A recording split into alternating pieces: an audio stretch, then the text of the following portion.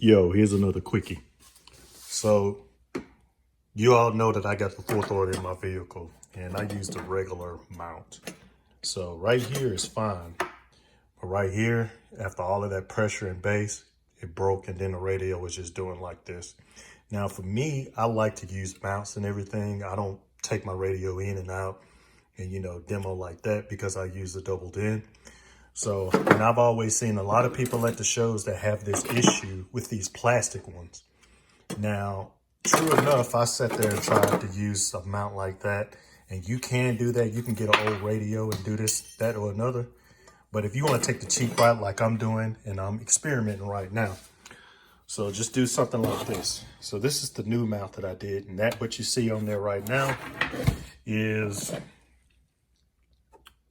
plastic bonder. So what should happen, these should reinforce the joints on the plastic and everything, so that'll keep it from breaking. So this is basically what I did. And just like if you look, you'll see right there on all the joints that connects to this actual plastic, bezel piece. I just did it like that. And we'll see how it works.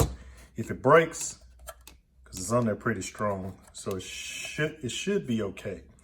But again, if it breaks, we'll go with a metal option, and we'll take something like this.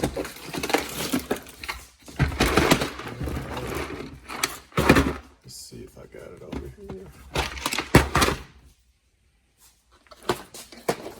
The next step would be to take some angle iron like this and put it on here like this. Somewhere like that, and then that way reinforce it.